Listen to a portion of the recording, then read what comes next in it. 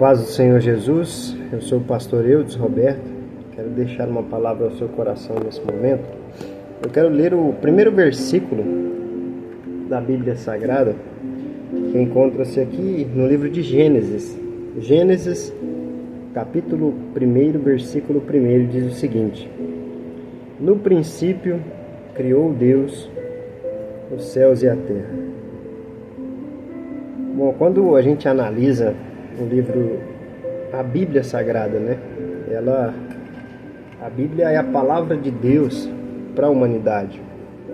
E na Bíblia a gente encontra a descrição, né, de um Deus todo-poderoso que trouxe à existência tudo que existe, que sustenta tudo pelo seu poder, né?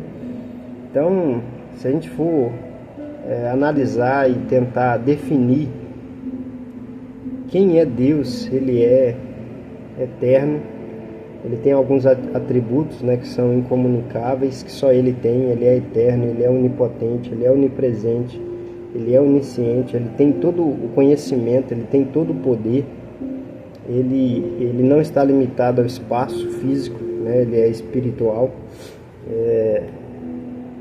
Deus, Ele criou a matéria, então ele é eterno, ele é antes de toda a criação.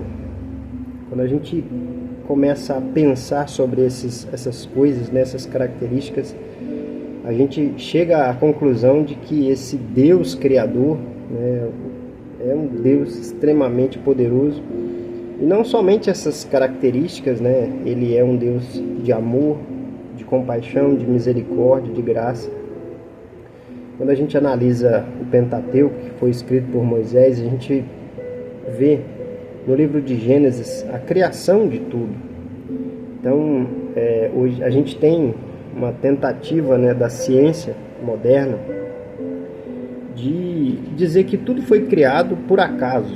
Então, por exemplo, não se pode confirmar a teoria do Big Bang, a evolução, né? Eles dizem que a espécie Homo sapiens, que é a espécie humana, ela se desenvolveu, evoluiu da espécie do macaco. Isso é algo irrisório. Se a gente observar a palavra de Deus, ela diz que Deus criou todos os seres, né, de acordo com a sua espécie. E tudo que a Bíblia afirma que nada pode ser contraditado, nada pode ser desmentido.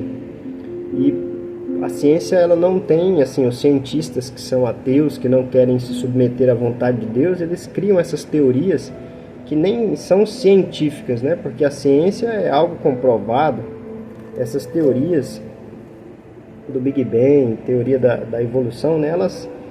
Elas fogem até um princípio próprio do cosmos, que um dos princípios, né, da ciência diz que as coisas tendem a desorganizar. O universo ele não está organizando. Então, como que uma explosão, né, e não é possível se criar do nada um átomo, né, que era considerada a menor molécula, né? Agora tem elétrons, prótons, nêutrons e várias outras ainda que acharam aí dentro, né, da divisão do átomo.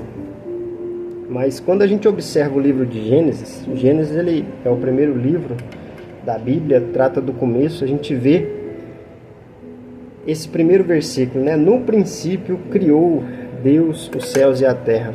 No início de tudo, antes, né, disso aqui, Deus havia criado seres angelicais. E aí depois diz, né, que no princípio Deus criou. Esse criar aqui é o verbo bara, que não é criar de algo que já existia. Deus ele criou a matéria a partir desse momento, né? Então a gente acredita que o versículo 2 diz assim: e a terra era sem forma e vazia, e havia trevas sobre a face do abismo, e o Espírito de Deus se movia sobre a face das águas. Desses dois versículos aqui há alguns acontecimentos importantes, né? Aqui diz que Deus criou os céus e a terra. Então Deus é o Deus Todo-Poderoso, Criador. Diz que a terra era sem forma e vazia e havia trevas sobre a face do abismo. E o Espírito de Deus se movia sobre a face das águas. Aqui dizem, né? A gente acredita que nesse inteirinho houve a queda de Satanás, a terra se tornou, né, sem forma e vazia, e havia trevas sobre a face do abismo. E a Bíblia diz que o Espírito de Deus se movia sobre a face das águas, o Espírito Santo, né? Na criação, o Pai, o Filho e o Espírito Santo estiveram presentes, né? Tanto é que na hora da criação do homem, ele diz: façamos o homem à nossa imagem, conforme a nossa semelhança. Então Deus criou todas as coisas com um propósito, né? Então não é tudo que existe, tudo, né? Principalmente a humanidade, o homem, a Bíblia diz que o homem é a coroa da criação. Deus criou o homem para que o homem tivesse comunhão com Deus. O homem reina aqui no mundo material. Então é o ser com mais capacidade. Se você pegar toda a criação e analisar, né, tudo tem a marca de Deus. Deus, ele é extremamente poderoso e ele criou o homem e deu ao homem um poder de governo na terra, né, de organizar, de pensar, e deu ao homem também uma coisa importantíssima, que é o livre-arbítrio. O homem tem o poder de escolha. Só que a queda do homem fez com que o homem se tornasse escravo do pecado. E o pior problema da humanidade foi o pecado, a desobediência. Porque o homem passou a ser dominado pelo pecado. Se nós analisarmos aqui, né, depois da queda, Deus expulsa o homem do jardim, vem várias consequências da morte, né, desse pecado, a pior delas a morte. O ser humano passa a morrer a partir daquele momento, né, e passa também a ser dominado pelo pecado. Se nós pegarmos Gênesis 3,15, nós vemos esse Deus tão amoroso que ainda, mesmo com a humanidade já caída, tem uma profecia, né, um plano da salvação de Cristo. Em Gênesis 3,15 é a primeira profecia.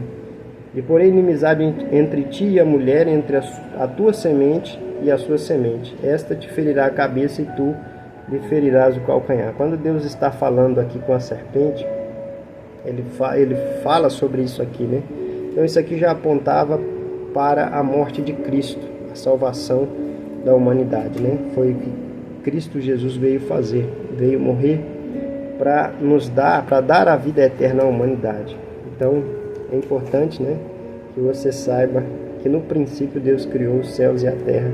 Esse Deus é um Deus todo-poderoso que nos ama, né, e que quer ter intimidade conosco e quer nos dar a vida eterna. E através da morte de Jesus na cruz do Calvário, se nós crermos, né, no nome do Senhor Jesus, Ele nos perdoa e Ele nos concede a vida eterna. Que Deus abençoe a sua vida, em nome de Jesus.